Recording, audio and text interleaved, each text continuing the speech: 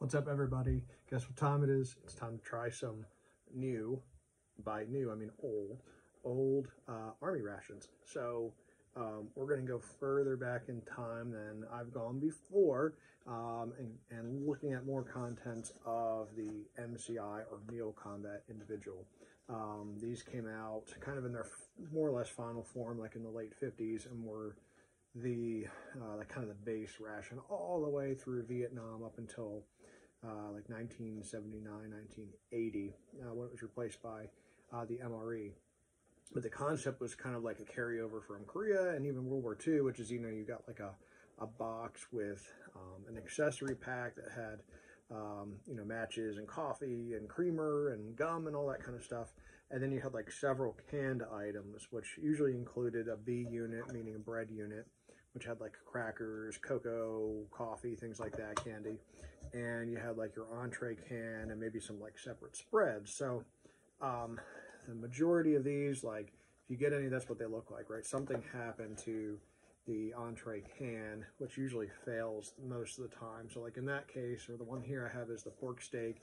Here's the entree can. It's got some rust on it, but the contents inside are generally intact, which is typically kind of hard to find. So I'm tempted not to open this just because I don't want to see that, and I'd rather just kind of leave that intact and let time and nature take its course at some point. But I don't want to lose out on the experience of these older MCI rations. So I've got like an assortment of components from them. I've got a couple different things. I've got like a B2, B3 unit, B3A, a handful of spreads, a pecan cake roll. So all these are items from that type, so we can try and kind of see some different things going on. And I've got a variety of dates here. I've got, I think, a peanut butter from 1963 that's now over 60 years old, the pecan cake roll from 1967, this B unit from 1968, and then these two from 1974, just to kind of check out a variety of different dates. So like 11-year span of MCI contents here. They're all generally in good condition. We'll give them the look test, see if they pass the taste test. So kind of cool to check them out, and if all seems well, we'll try them out and see how they fare. So without further ado, let's check these all out individually. I'm going to start with the two newer ones, which are these February 1972 dated B units, the B2 and B3, right towards the tail end of the Vietnam War. And this one here has got crackers and cocoa beverage powder, and this one's got crackers and candy. So we're going to try it out. I've got my trusty P38 can opener here, and what I'll do is I'll hold them all up individually. You can check them out. A cool like OD lacquer finish. And just for the sake of preserving the cans too, with the nomenclature on the front, I'm going to pop them open from the back. There's a little bit of an air release on that one. No smell yet. Kind of neat to be like, that was air that has been untouched since 1974, for almost 50 years, well before I was born. And let's see, nothing yet. It has like a bit of like a stale kind of smell, and then I'm starting to get a whiff of that cocoa beverage powder. So let's check that out. Here, right at the bottom of the can where I'm opening it from, you've got the cocoa beverage powder, and you've got a nice assortment of these crackers here. And it's got like a little like corrugated parchment paper right on the end there. And looks like they held up surprisingly well. This one here has like a little bit of a chip, but there's like no discoloration or anything like that. They're pretty clean looking. And let's see, this cocoa beverage powder looks intact. And I made one of these from a 1979 MCI the other day, and it was like by far like one of the best I guess, drinks I've ever had from one of these. I might save this for last while I got my hot water heater, just because I don't know, they're fantastic. And this one's really, really nice. All sealed up. You can see kind of unfolded now, kind of what it looks like. But we'll give one of these crackers a go. And last time I popped one of these open, these crackers were actually kind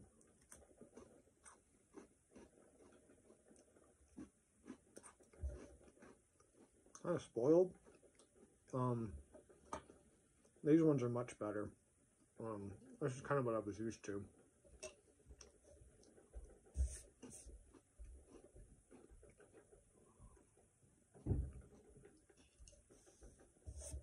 Like a little bit thicker and denser than like a Ritz cracker. Maybe like a saltine. Yeah, kind of like a saltine. It's not bad for a 50-year-old cracker. We'll give this one a go here. This B3 unit from 1974. This one's got candy and some more crackers, which is good because we'll definitely want those crackers to test out our spread, our peanut butter, or jam, if those are any good. Slight air release on that one.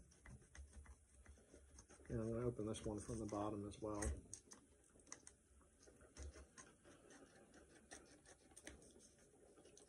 For some of my, anybody a little bit older viewing this that was alive during the Vietnam War in the 70s, 1974, probably pretty cool to watch this and maybe even recall or recollect what you were doing in some of those years, maybe as a young kid.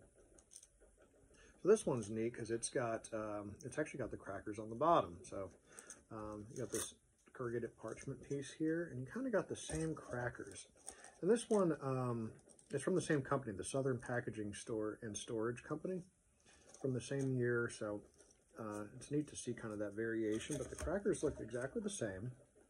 Again, you get 4 of them. They're in pretty good shape. And then what do we have here for the candy? Oh, you got 2 different things going on here. Check this out. You've got a candy chocolate disc with almonds and rich sweet. You get 2 of them. Nice and foil wrapped and everything.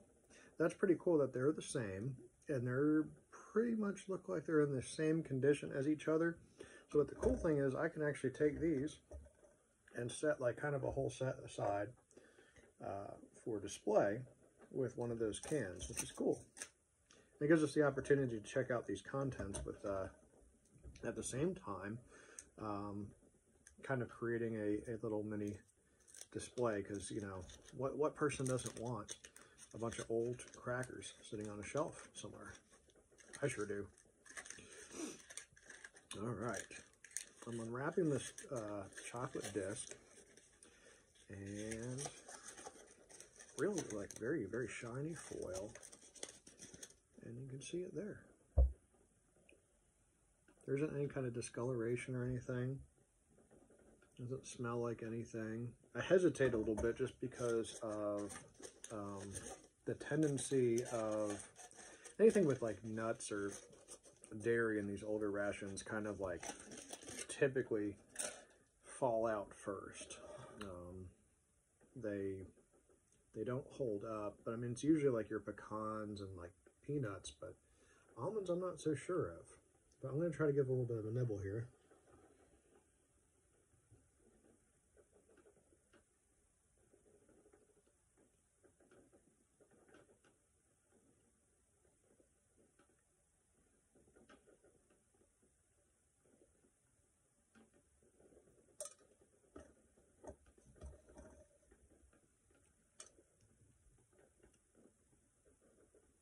It's just got a like milk chocolate. The almonds are definitely, they're not rancid, but they're a bit stale. They didn't age well, but the chocolate, I mean, there's nothing wrong with the chocolate.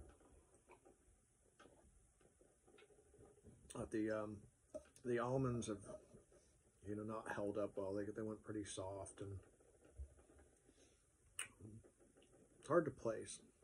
It's not good, like flavor wise. But there you have it. I mean, that's it. I don't think I'm going to eat the rest of that. Instead, I might actually heat up this cocoa beverage powder and eat 50-old crackers, because why not?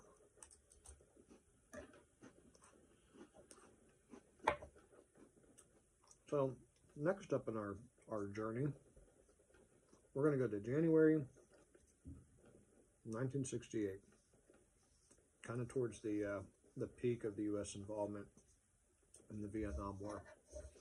There's no contents listed on here on a B3A unit. I think I kind of remember a general idea of what's in there, but we'll just pop it open. So just like a soldier would, just out of curiosity. I have no idea what's in here. There's no air release.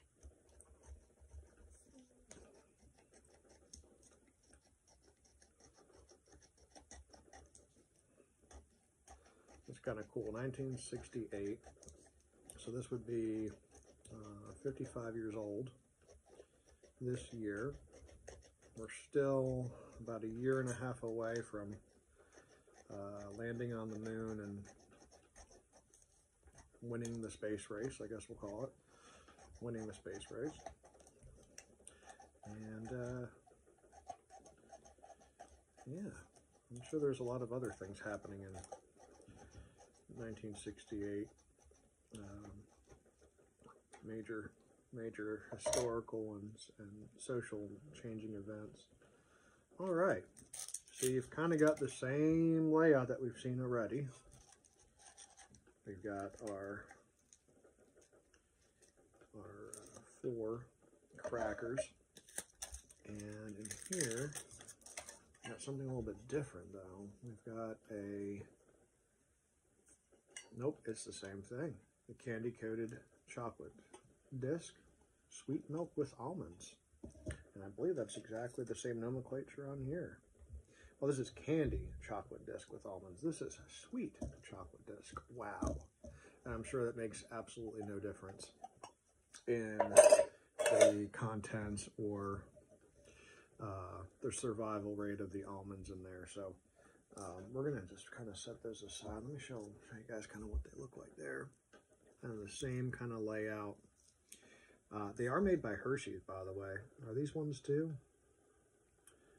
No, they're not. So the candy-coated candy chocolate disc that I tried already is actually made by the Wilbur Chocolate Company, also in Pennsylvania. But these candy chocolate disc sweet milk with almonds are both made by Hershey, which is kind of cool. I'm kind of tempted to pop one open just to see kind of if there is any difference now. Oh yeah, you can see that these ones didn't hold up as well. You've got some of that discoloration on the surface of the chocolate. It's got a cooler design, and I believe it actually has does it have a stamping on there? I can't tell. You see it's got kind of like a bullseye design. It smells better than the non-sweet version. But that discoloration is definitely a bit of a turnoff. I am going to leave that sucker as is and let it be. So,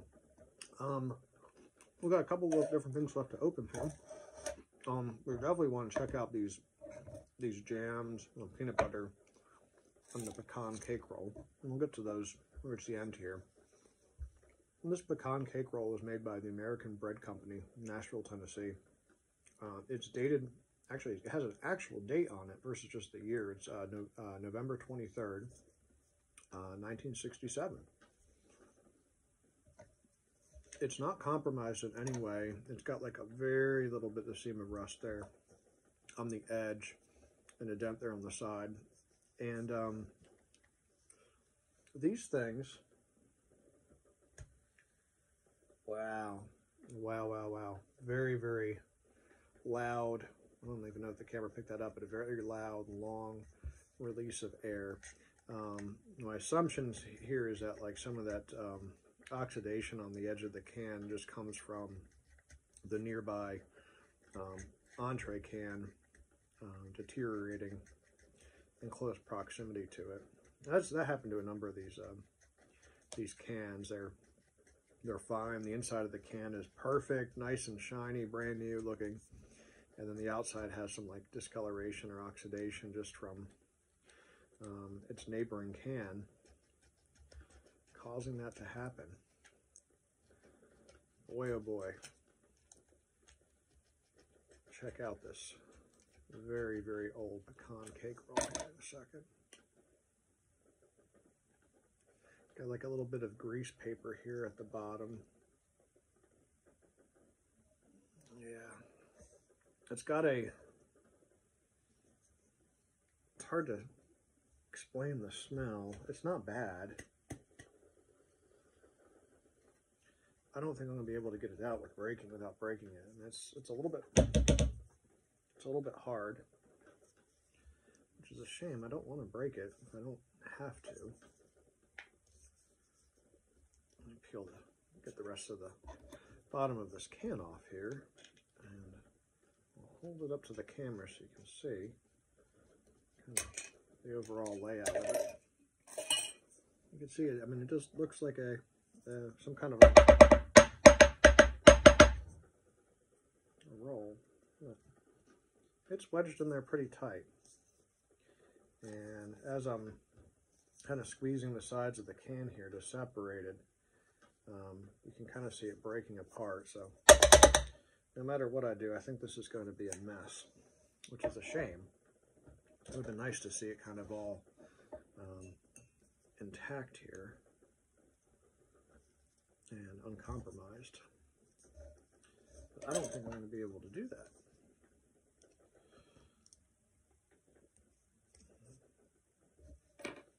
You can see that the pecans in it have discolored. I'm assuming those are the pecans. Keep it away from the good stuff here.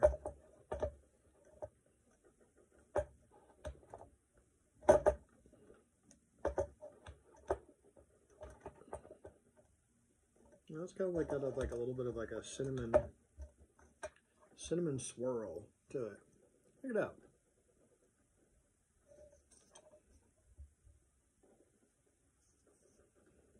I'm not going to try that, but it doesn't smell foul. It actually kind of smells like a bit like there's definitely some cinnamon or something like that in there. But you can see that the pecans in there have blackened and rendering this inedible, which is a shame. Ugh. Cool.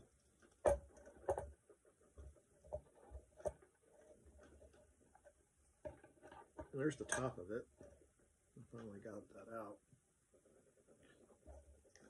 And these sides are like pressed in there real good.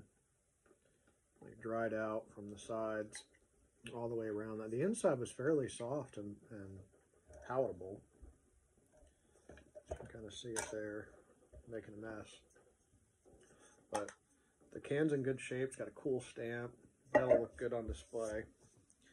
The rest of this, however, will not.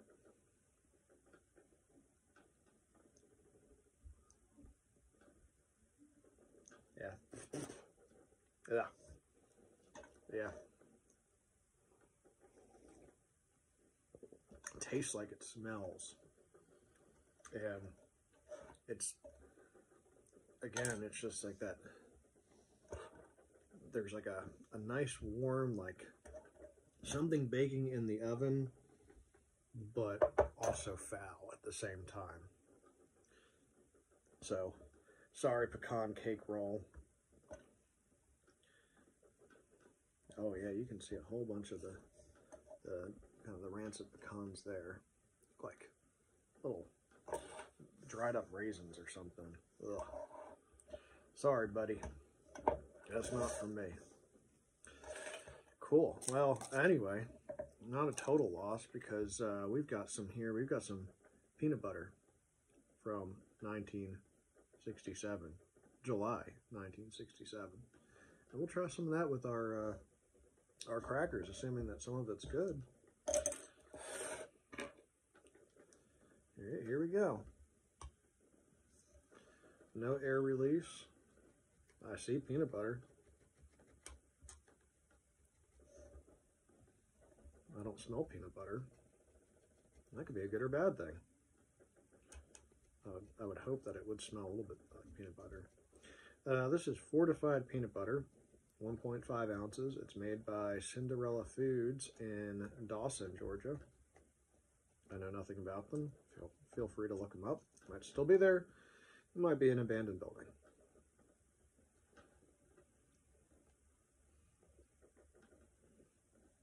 There's a peanut butter smell. It has, it smells just like MRE peanut butter that we still issue to troops today. The same kind I had in the Army 10, 15, 20 years ago, whatever it's been. Oh boy. Here we go, the big reveal. Look at that. What does that look like?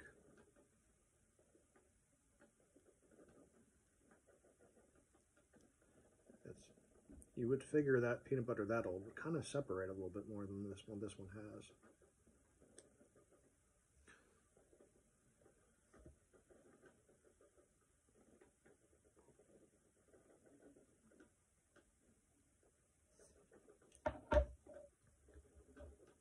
I don't have a problem with it. Maybe you do. I like peanut butter. And you know what? I'm going to have some peanut butter and crackers. I'm going to wash it down with some very, very old hot cocoa here in a minute.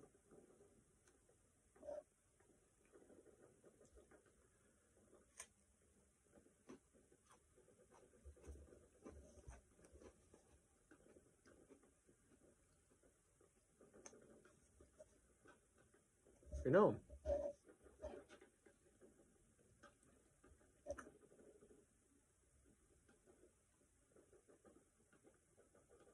that's not half bad.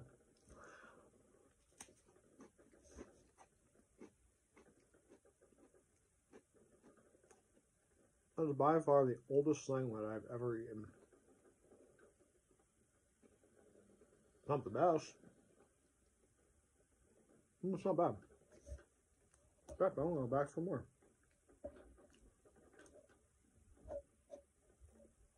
It does taste just like that MRE, that fortified MRE peanut butter in the tube. The crackers taste very, very similar to MRE crackers, like a little bit denser of a saltine. A little bit, I'd say these are saltier. The peanut butter really dries you out, dries out your mouth. Yeah.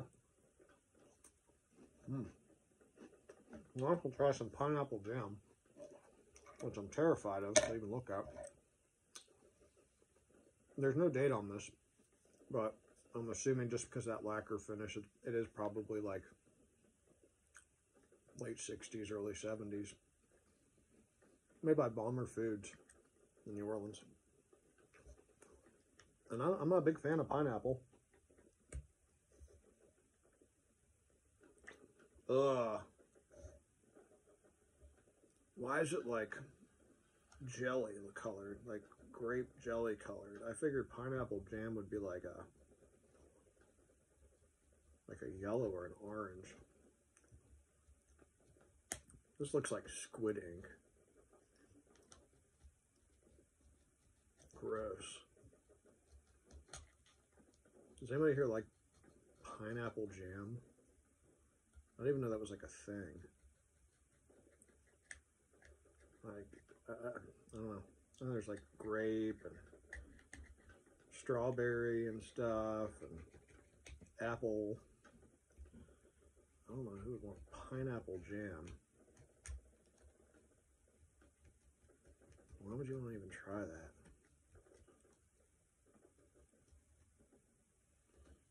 Gross. Even like modern day gross. Oh, yeah, buddy.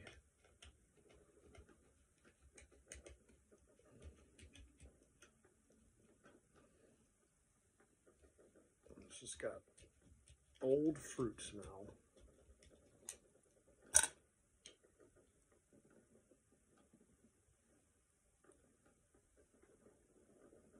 Yeah, look at that. I don't think pineapple jam's supposed to look like that. Unfortunately for me, it doesn't smell like anything. It's just like, it looks like the color and consistency of like a blackberry jam. I don't even want to like lick test this right now. Yeah. Would you eat that? We're going to set that off to the side. Maybe somebody braver than me can do that. All right. And I've decided I'm going to give this this Hershey's sweet milk biscuit a little bit of a taste. Again, this is the one with the almonds. This one already kind of had broken when I was rewrapping it, so I decided I'm going to give it a go. I'm going to try to find a piece here without any almonds in it.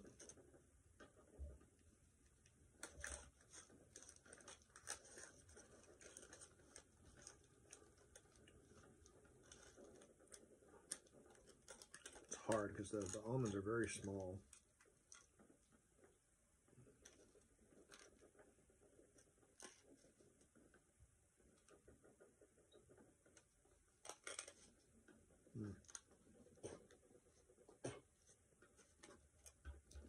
It's just like the other one. The chocolate is definitely sweeter. The chocolate itself actually has a good bit of flavor to it, but you can't avoid the almonds. And the almonds have like softened and just, they don't taste good. And it's a shame too, because this chocolate's actually not bad.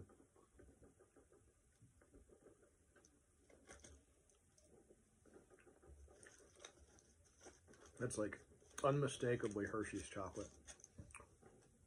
Yeah. Cool, bro. Good stuff. And last but not least, we're going to have our cocoa beverage powder that we started with. I was tempted not to open it and leave it intact and put it on display, but the last one I had was so good that I got to have this one too. Oh no, no marshmallows. What gives? I don't know what it is about these things, but man, I'm gonna try to find like a bunch of these on eBay or something like that. They're fantastic, and hopefully this one is too. This one's a little bit older, so this one, I got my holiday mug for my cocoa powder. Hold on, I gotta clean this peanut butter off my spoon here now.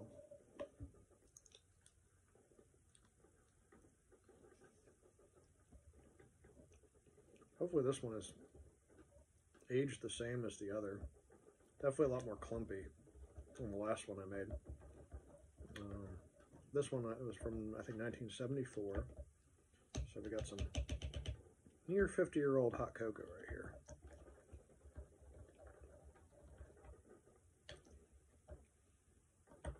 Yeah, it's not dissolving, I think, as well as the previous one. It's gonna take a couple good stirs, I think, to get it all kind of straightened up. There we go. Looks like hot cocoa.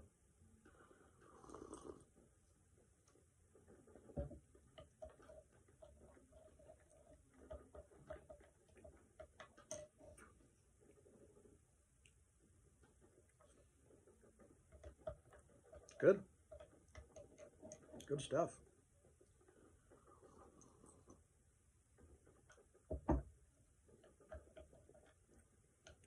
It tastes a little bit different than the last batch of the hot cocoa I made.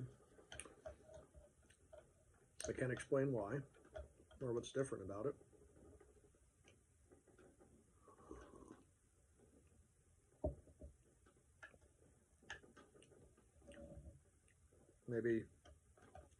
Maybe 43 years is the limit, or like when hot cocoa reaches its peak freshness. Who knows? But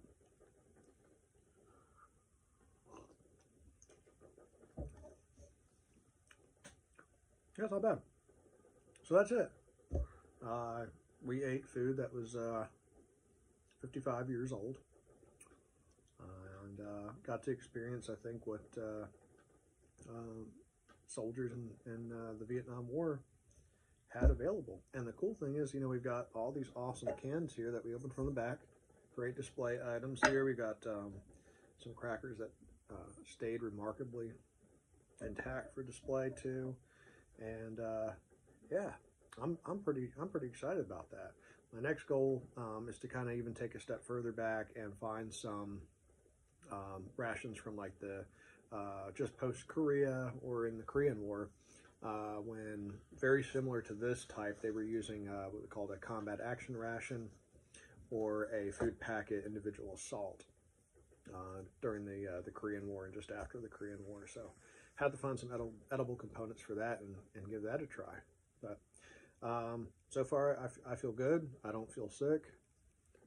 Everything here performed remarkably well, and I'm going to keep eating some of these crackers. The peanut butter. They're great. Thanks for watching.